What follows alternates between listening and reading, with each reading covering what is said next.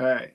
It says we're live, and Forrest was the first one here. Forrest was not 12. Well, if Forrest would have been 12 hours early, like he was last time, he would have caught my live this morning. But he caught that live, and then he's catching this one. So Forrest is doing good this morning. And he's been singing in this one.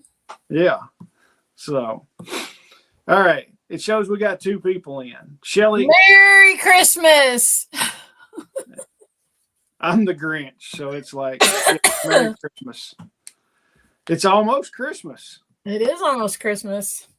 Hey, everybody. Welcome back to the Homestead HQ, where we talk about homesteading and preparedness, except for tonight.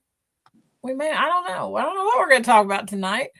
It's the Christmas miracle or something. But anyways, my name is Shelly, and I'm Jason, and we're just going to kind of wing it. I asked Shelly last night, I was like, what are we going to talk about? She was like, something like Christmas. And I'm like, okay, let's just wing this stuff. Merry Christmas, Miss Sharon. So, hey, there's Miss Sharon. So yeah. So what's your big plans for tomorrow, Shelly? So in the morning, one of our daughters is coming with her kids to unwrap presents and stuff, because after we always have dinner. Not really. Well, we always have dinner at my brother's house on Christmas Eve, and they always fix breakfast for dinner. It's just a tradition that we started several years ago. And so after we do that at my brother's house, then my daughter that's coming over in the morning, she's got to take her kids to go meet their dad, and they go there for Christmas or Christmas Eve or whatever. So we'll be with one of them in the morning, and then the rest of them, we'll see them at my brother's house tomorrow, and then everybody comes over here on Christmas morning and opens up presents, and then they all go their various directions and hang out with their in-laws and all that stuff. And Randy and I will just veg out and watch movies or you gotta watch Die Hard though, right? We've already done that. I hadn't watched Die Hard yet. We watched National Lampoons the other night. Lincoln thinks that's hilarious. Actually, the only one that we haven't watched this year that we always watch is White Christmas. Really? That's Die Hard and White Christmas are like Randy's favorite Christmas movies. My favorite Christmas movie is Jim Carrey, The Grinch, and and then I like the Christmas Carol that's from 1984 that has George C. Scott in it. Yeah. That's the best one in my opinion. Tina's here. Merry Christmas week. Yep. So we're tomorrow we're going down to my mom's house. She always fixes country ham and biscuits, whipping cream biscuits, the only biscuits that should be made, and gravy and hash brown casserole. So we're going to do that. Open a bunch of presents, and then Christmas morning we'll have to see what Santa Claus has brought, and then we'll open some more gifts from each other. So it's going to be like a kind of slow Christmas day, and then some people are going to come over on Christmas Day. Whitney's fixing chili and clam chowder, and I think we've got a ham that we're going to do. So it'll be good. So all the office Christmas shows are a great binge. And yes, Miss Sharon, it's fun to watch all of them in a row. Yes, and hash brown casserole is the best. That, I mean, I can't wait for country ham biscuits. I've been salivating over that all day. So, and then I was working at my brother's house. I finished laying all the tile on the backsplash and was like humping to get that done. My oldest son came over, and he's like, I was going to stop by for a minute. He said, I'm headed to Granny's house. My mom got new table and chairs for her kitchen, and he was going to go down there and put them together. And he's like, I can't stay but just a minute. He's like, Granny's fixing me country ham and biscuits. And I was like, whoa. I was like, is she fixing like whipping cream biscuits or what? He's like, no, I just told her to do canned biscuits. And I was like, okay, good. I was like, I'm not going to rush over there and eat them right now. So, but after I got done at my brother's house, I ran over and helped him finish up the putting together the table and chairs. And that was, so I spent part of the afternoon with him doing all that fun dad-son stuff. So telling him how to do stuff and telling him, you know, I would have done it this way. And he's like, shut up. And I'm like, okay, just do it your way. So, but it was funny. He put the chairs, like, yeah, they're rolling chairs, and you have to put the bases on it. And I looked at him and I'm like, Mom, these chairs are like leaning forward a little bit. And he goes, yeah, he said, it's kind of weird. He's like, I was trying to adjust them. I'm like, did you look at the instructions? Did you put them together right? And he's like, I don't know. So he grabbed the instructions. He was like, yeah, I put them together backwards. I'm like, fix it then. So, because these chairs, like you're sitting in it and leaning forward, and then after you spun it around, you could kick back in them. I'm like, man, just read the instructions. So, and then, all right, this morning when I was doing the morning show, like I get a text from my brother, and let's see what this text says, because my brother was like freaking out. All right, so my brother sends me a text at 8:27 this morning. The dishwasher needs a supply line, apparently. So I'm like, sorry, hold on a second. So I send my brother a text back. I tell everybody on the live, I'm like, hold on. I was like, the plumber should have one. If not, tell him to go get one. He's like, okay. He said he left about 10 minutes ago to get the supply line. He doesn't appear to be much of an appliance installer. And I'm like, I'll be down there in a little bit. He said, and I quote, I don't install many dishwashers. The plumber said that? Yes, to my brother. So I'm sitting down there. I get down there and I'm like, I would have been better off to have not called the plumber and put the dishwasher in myself.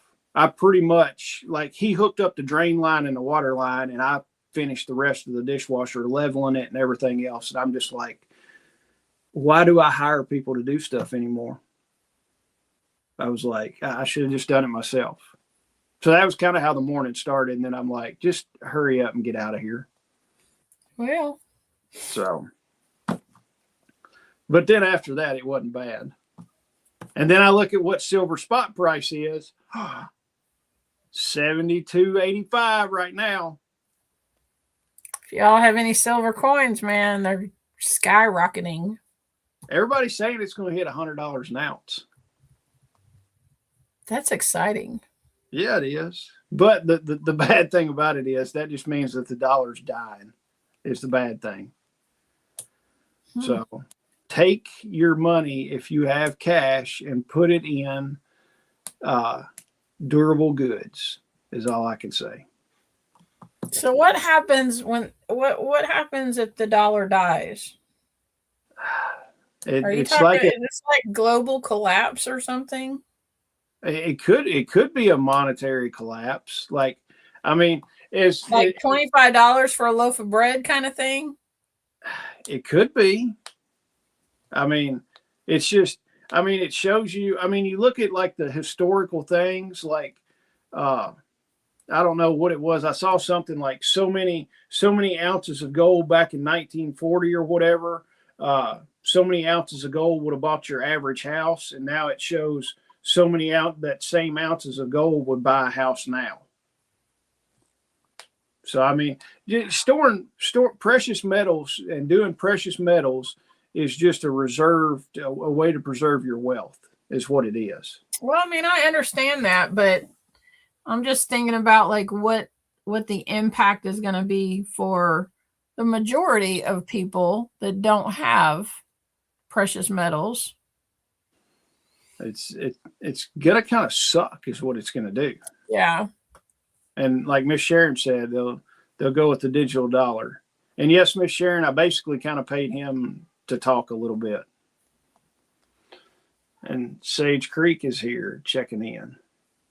But yeah, I don't really know. People are like, you know, maybe it'll run into hyperinflation and be like Venezuela, where, you know, it's, you know, $1,000 or whatever for a loaf of bread, or over in like Germany, where they were just essentially taking wheelbarrow loads of the German money just to buy a loaf of bread. I don't really know.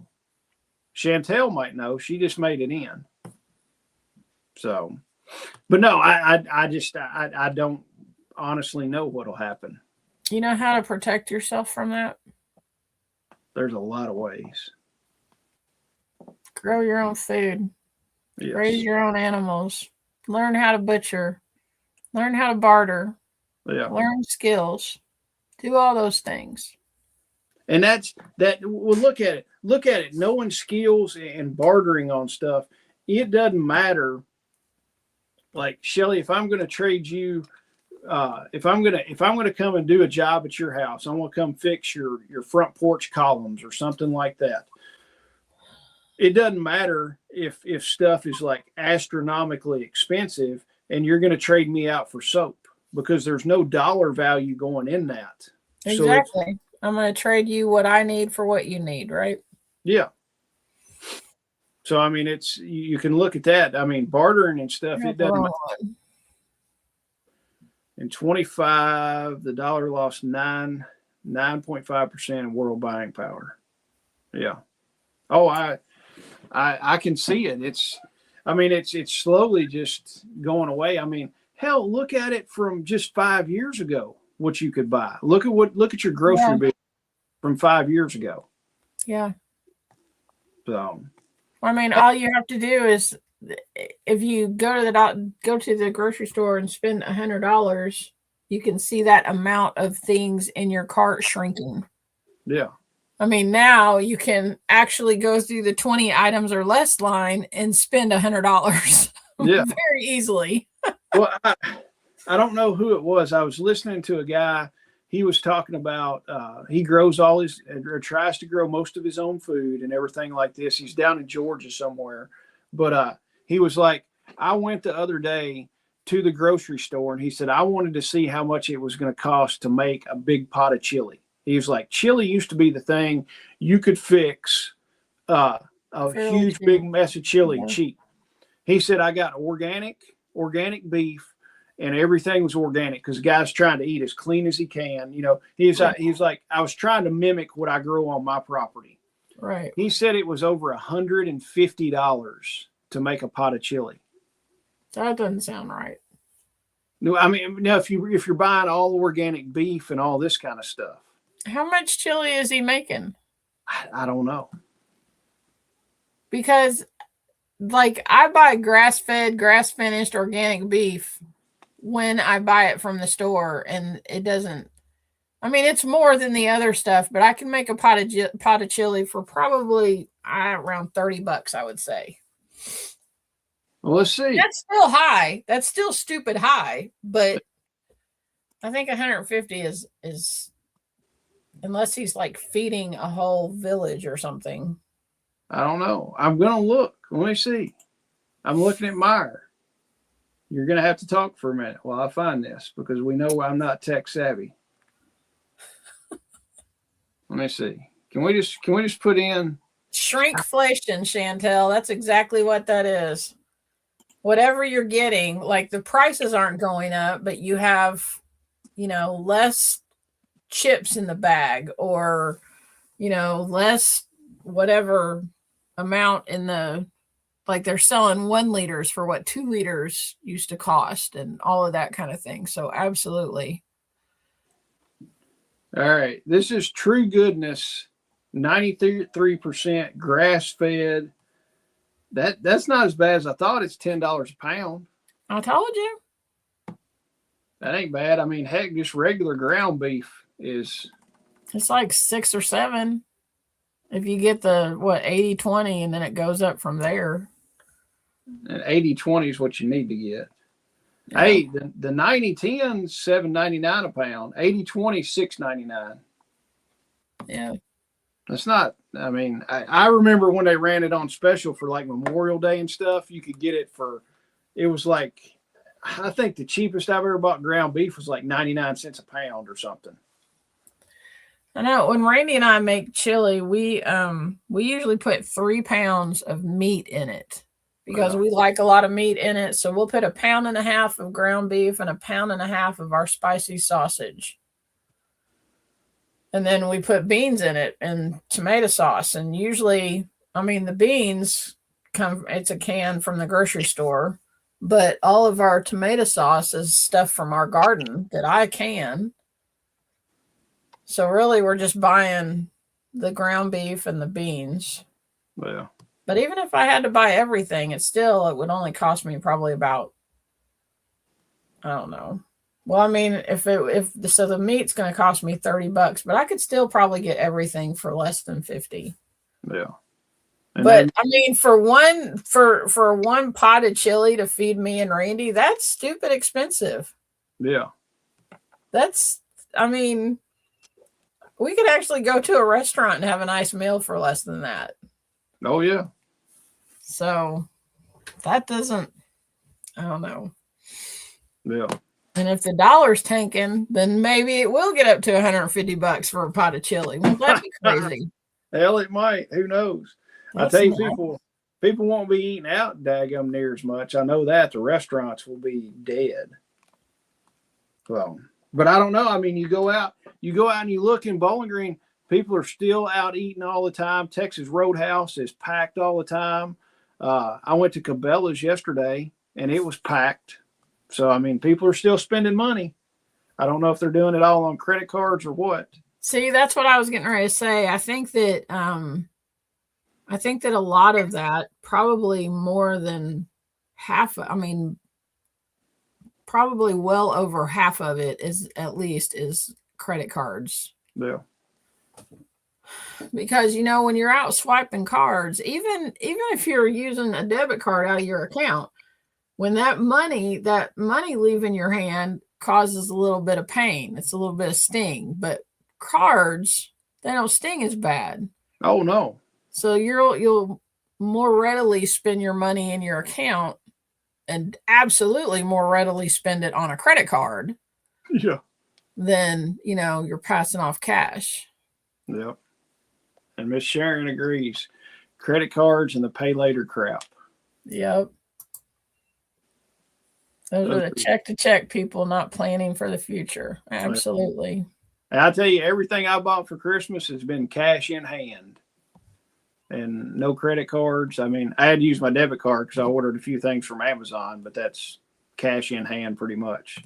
Yeah, I haven't used my credit cards for anything for Christmas. Oh, yeah. Well, heck, my wife today, I've got a plastic tub that when I come in, I throw all my change in. And every so often when it gets full, she'll take it into her bank. It's got a machine that'll count it. There's almost $600 in change in that thing. And I was like, holy cow. So. For Christmas. Yeah. She's like, I got it. They gave me the cash. And she's like, what do you want to do with it? And I was like, just tuck it away for right now. So. All right. Hey, do you have the dates written down for the workshops? I have my Google Calendar up. I can tell you what they are. I've got my Google Calendar in front of me. But I don't have, like the ones that you just told me, I don't have those on there. All right. But, okay, so January, we can go ahead and announce this, right? Because Lindsay confirmed, right? Yes, she is confirmed on it. Okay, so January 31st is our next Homestead meetup. And I have convinced my brother Dana. I have convinced Dana to come and do a fermenting class for the Homestead meetup. She's going to do that. I'm going to help her. I don't know how much help I'm going to be. I think I'm going to be more moral support or something up there. But anyway, I'm going to help her. And then Josh is going to do winemaking. He's going to come and teach us how to make wine. All right. So two fermenting things is what we're doing. Yeah, pretty much. Fermenting is the name of the game in January. Well. So I'm super excited about that because I mean, the only thing that I have figured out how to ferment is sauerkraut. And I know ferments are so good for your gut. And I take that back. I've made wine. I made the most amazing cranberry wine. I absolutely love it. I don't know how good that is for my gut, but but I want to learn more about ferments. I want to learn how to do all the different things. And Dana is really, really, really good at that. So, hey, Merry Christmas. How do you even say that? I don't know. Jello? SS Jello chicken. All right. Or maybe that's ass Jello chicken. I don't know. That's the at sign. We'll stick right? it. Yeah, but it's at everybody. Oh, okay. Then it's not ass Jello. Yeah. It's just the Jello chicken. Speaking of chickens, you know what somebody told me one day? What? They're like, you know what an egg is? And I'm like, what? And they're like, it's a boneless chicken nugget. That's gross. I'm like, that is kind of gross. Oh, another funny thing. I don't know. I probably said this before. I was like 13 or 14. I was at my buddy's house and I'd spent the night, and we were eating breakfast, and his mom was fixing breakfast, and we were sitting down, and his dad passed the eggs over, and he's like, you want some eggs? And I was like, no, I'm good. I was like, I don't want any eggs. And he looked at me dead serious, and he was kidding, but he looked at me dead serious. He goes, what do you got against chicken abortions? Oh my gosh. And I was like, oh God, that's gross. Well, Jello chicken is fermenting tomatoes. I've never even thought about fermenting tomatoes. It wouldn't be bad. Probably not. Okay, so that the Homestead meetup is January 31st.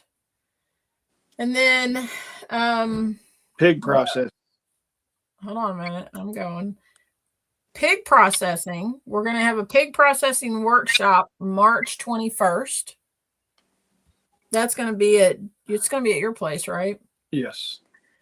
And then April 11th, we're going to have a sheep processing workshop. So pig processing March 21st, sheep processing April 11th. And then as soon as Shelly gets the graphics done, I will put them on the website. All right. Did you confirm anything with Brian and Susan? Did you say that you did? Not yet. Okay. I will talk to them tomorrow. We do have an upcoming radio workshop, but that has not, we don't have a date yet. So we've got it, everything ready to go. We just got to get the date. So that's it. That's where we're at right now. Yes. And the Homestead meetup is free. Yeah. We usually have some kind of potluck pitch-in thing. So just come and bring your skills and fellowship and bring your liquor of choice. Yeah, exactly. We're gonna be turning water into wine, y'all. Hey, today, you mentioned Leslie. Today is Leslie's birthday. It is. Happy birthday, Leslie. Even though she's probably not watching, but happy birthday. She may watch it. She may come back and say, hey. You never know. You never know. All right. Do you want to read your little story that you've got? I can.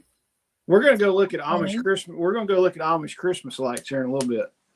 That should be fun. Yeah. I told that to Lincoln, and he looked at me and he goes, what are you talking about? And I was like, never mind, buddy. Should I tell him about Ginger? Yeah. I'm super excited that I have this amazing, like, she should be named Einstein or something. No, like, spoiled rotten is her name. I have this amazingly smart cow, y'all. Which I'm just gonna say she moved from Jason's house to my house and she gained IQ points. It is what it is. It's because the IQ is low in Metcalfe County. No, it's because the IQ is low in Warren County. Anyway, so Ginger loves vanilla wafers, and Whitney told Jason, make sure to tell Shelly to give her vanilla wafers, and so I go and buy a bunch of vanilla wafer boxes of them, and the first couple times I gave them to her, she's my BFF now. She's always, hanging out and all that kind of stuff.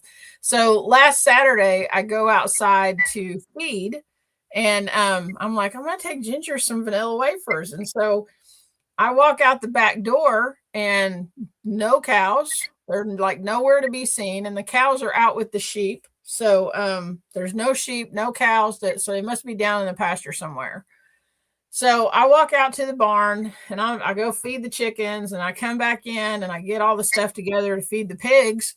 And I open up the side door to the barn to feed the pigs, and there's Ginger standing on the other side of the pig pen out in the pasture. She's not in the pig pen, but she's like on the other side. And she looks up at me when I open the door, and the cookies were not in my hand. They were sitting outside or on the table in the barn. And I just looked at her and I said, I brought you cookies. And the minute I said that, she ran from where she was at up to the place to come in, where she's by the gate that's leads into our backyard. And so by the time I got done feeding the pigs and I got out of the barn, she was standing at the gate, like mooing at me. She completely understood what I said. She knew that I had cookies for her, even though she didn't see the box in my hand. Oh yeah. Cow's so stinking smart. Just wait till she does other smart stuff and like gets out or something. I don't think she's gonna get out. I've told her before, like she got out one time, she was standing in the front yard, and I walked out in the front yard and I pointed my finger at her and I was like, get your ass back in the fence now. And she like looked at me and she walked back down to where she got out and went back in. I was like, and I'm like, stay there, don't do it anymore. But she was just like wandering around in the front yard like, hey, what's happening? So you got nicer grass in the front yard. I guess. And you don't like to mow, so what was the problem? I don't know. I tell you what, if it wasn't for Lincoln, I'd fence the front yard and let them, munch the front yard down. Their name's not Ash Jello Chicken. Yeah. She said, I use strawberry Jello Chicken to catch catfish on pool noodles. Y'all are killing me. All right. Gotcha. All right. But I don't know why I said she. I don't. Obviously, it's or whatever. I don't know. I don't know if it's a he or she, but it's fine. But from now on, it will always be Ash Jello Chicken. Nothing else. That is going to stick. The Ash Jello Chicken. So. All right. In the spirit of Christmas, we have a Homestead Christmas story to read to you all. And by we, I mean me, because Jason doesn't have it. Because I've got a third grade reading level. All right. So if you want, you can like save this part and let your kids listen to it. It's kind of cute. So it was Christmas Eve on the Miller family's off-grid homestead, deep in the snowy hills where the nearest store was 45-minute tractor ride away. Jack and Jill Miller, yes, their parents had a sense of humor, had gone full homestead 5 years ago. Chickens, goats, pigs, a massive garden, solar panels, and a wood stove that heated the whole cabin. They prided themselves on self-sufficiency. No store-bought gifts here. Everything was handmade, homegrown, or barnyard sourced. This year, they decided to go all-out, rustic, authentic Christmas. The tree was a scraggly pine Jack chopped down himself, slightly crooked, but character-building. Decorations, they had strings of popcorn. The chickens helped by pecking half of it off. Dried apple slices and handmade ornaments from eggshells painted by the kids. The star on top was a repurposed mason jar lid. And for lights, well, Jack had tangled an old string of solar-powered LEDs around it. It looked magical until the goats got involved. You see, the goats, led by their escape artist ringleader Billy, had busted out of the barn earlier that day while the family was inside baking sourdough cinnamon rolls from their own starter, of course. Billy and crew wandered into the living room, drawn by the smell of fresh popcorn garland. By the time Jill noticed, Billy was proudly wearing the Christmas lights like a festive lasso, tangled from horns to hooves, bleeding triumphantly as he dragged the tree across the floor. The popcorn garland gone, eaten. The eggshell ornaments crunched into glittery confetti under the goat's hooves. One goat was even trying to climb the tree like it was a scratching post. Jack, the goats are redecorating, Jill yelled. Jack burst in, axe in hand. He was chopping firewood naturally. Not on my watch. He chased Billy around the coffee table, hand hewn from a fallen oak, but the lights plugged into the solar battery yanked the tree down with a crash. Pine needles everywhere. The chickens, who had followed the goats inside for the chaos party, started pecking the fallen popcorn remnants. The kids, little Huck and Barry, that's just too funny, were howling with laughter. "Best Christmas ever," Huck shouted as the chicken perched on his head like a feathery hat. Christmas morning dawned with the tree propped back up and now even more crooked. Half the lights chewed through, the goat presents scattered on the floor, the non-gift kind. But the real gifts, hand-knitted socks from Jill's homespun wool, wooden toys Jack carved, jars of homemade jam, and fresh eggs from the hens. As they sat around the wood stove, sipping goat milk hot cocoa, watching the snow fall in the barn and coops, Jack grinned. Store-bought Christmas, overrated. Nothing says Merry Christmas like a goat in lights and the chicken choir clucking carols. And that's how the Millers had the most memorable, chaotic, and utterly Homestead holiday ever. Merry Christmas from the farm. May your days be merry, bright, and goat-free, unless you want the entertainment. It's pretty funny. It is cute. Their problem is they have goats. I know. No self-respecting person has goats in their life. Good thing Greg's not in here. But Greg wants to get rid of his goats. I know, but Mary doesn't. I know. But after Greg tasted the lamb, he was like, "I want sheep." So I love this. Yeah. As we speak, making deer jerky as part of the kids' stocking stuffers. Well, I can go for some good jerky right now. I might do that over the weekend. Most of the things, well, I mean, we bought presents for our grandkids, but most of the things, I have bags out there for each one of the girls. And I think the only thing that's not in the bags was I found these like dish towels. There were 2 packs of dish towels at a little store here in the town I live in. And I bought them each one of those, but everything else in there, I made homemade vanilla. I made seasonings, jars of seasonings. I made hot cocoa mix. I made the apothecary stuff. Just about everything in there is all homemade stuff from our farm. That's pretty cool. Yeah. Did you make me one? I did not. Damn. See where I rank now. I'm not even going to see you before Christmas, dude. Well, it'll keep. You never know. I might just show up with a Santa hat and be like, "Ho, ho, ho."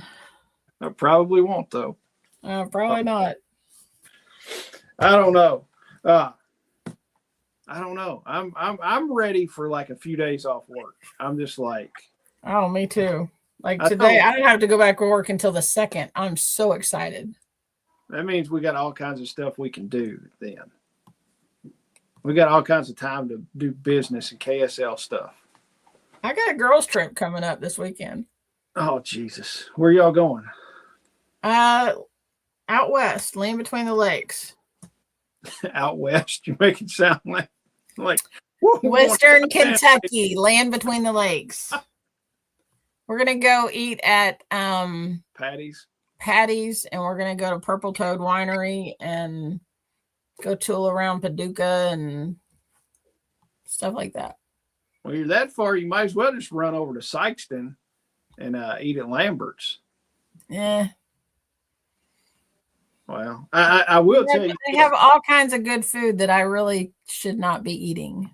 I will tell you this. When we were down at the beach in Orange Beach, we went over to Lambert's, and I got the ribeye, and that was probably one of the best ribeyes I've had in a long time.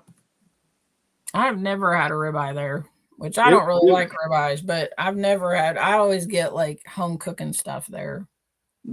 See, like if I go out to eat, like I don't want home cooking. It's like if I want home cooking, I can have Whitney cook, or I can go down to my mom's house.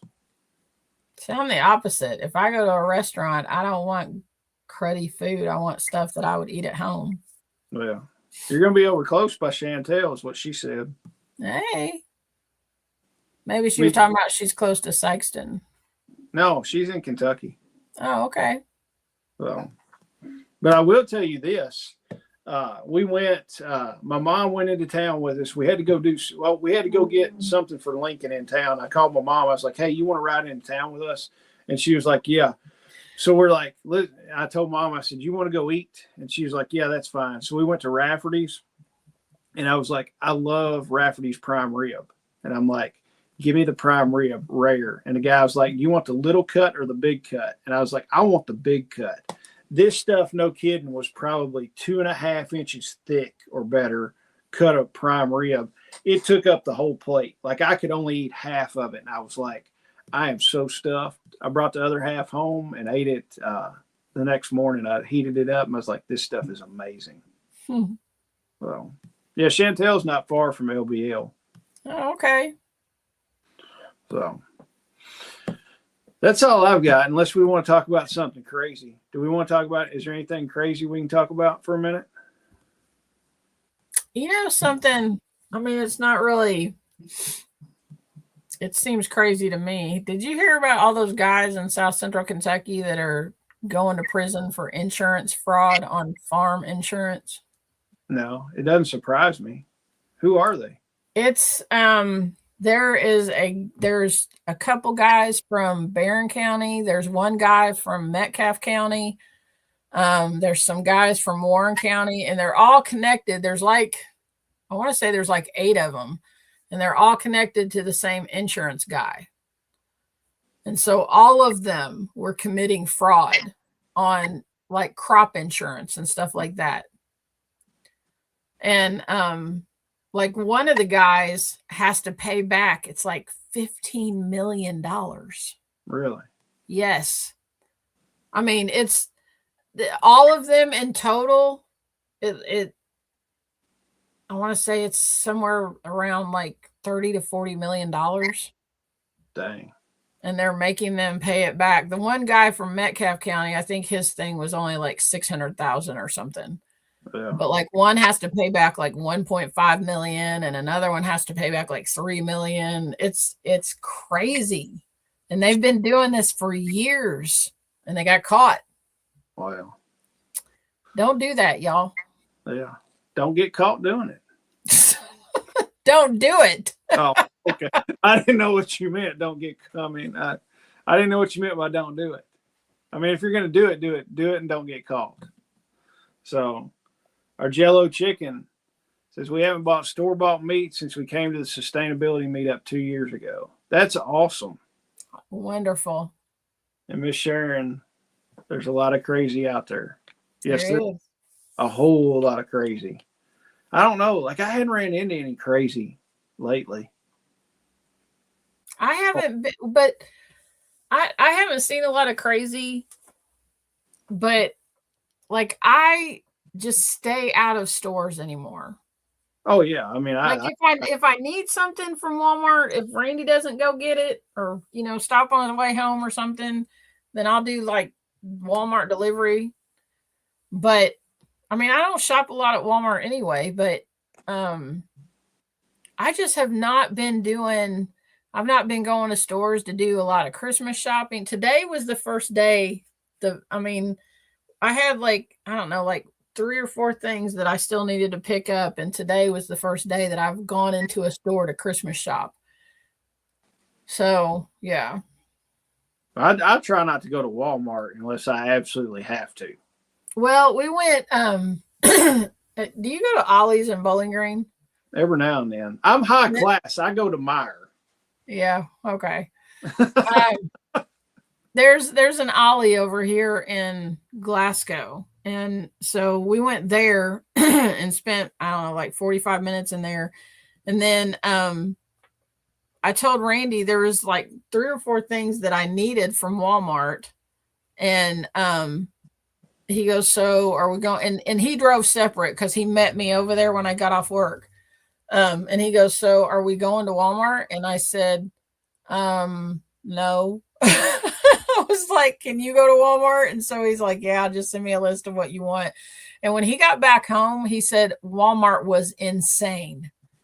He Yeah. said the people that were working there were saying that it was worse today than it was on Black Friday.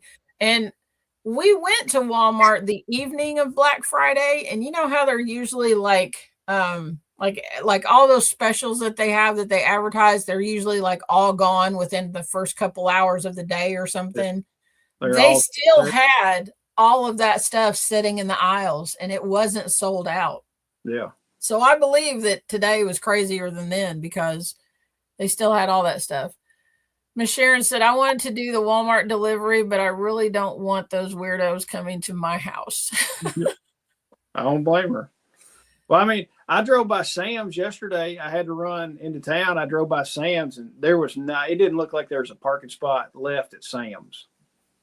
I was like, holy cow. Smith's Farm in Allen County has awesome meats. Where's that located? I mean, I know you're saying Allen County, but is it like a butcher shop that you can go to? I'll write it down. I'll find out. I'm looking it up right now. Smith's Farm, Allen County, Kentucky. Smith's Family Farm. They have a website. Ah, grass-fed beef. Shop now. Heck yeah.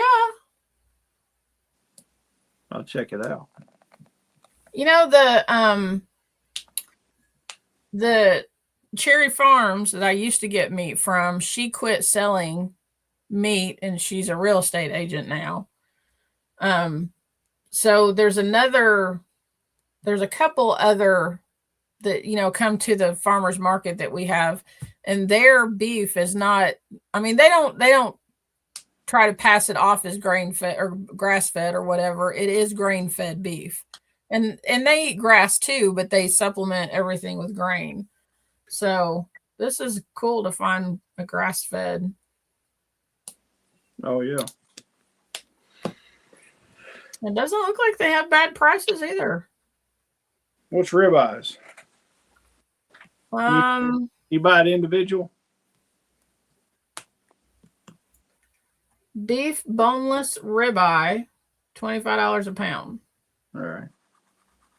You can get beef brisket for $9 a pound.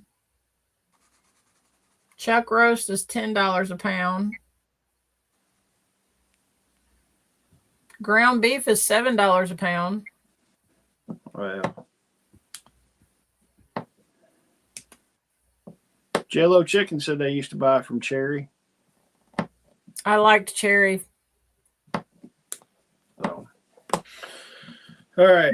There's another one down in Fountain Run that we years and years ago we bought beef from them. I can't think of the name. I want to say it starts with a D. It's right outside of Fountain Run, like as you're going toward Allen County, down in that area. Doggone it, I can't think of the name of it. I shouldn't have brought it up. I just had it. It starts with a D, and I can't think of what it is. But they had really, really, really good meat there. Really good meat. Well, but all right. I think we've touched on everything. I think we have.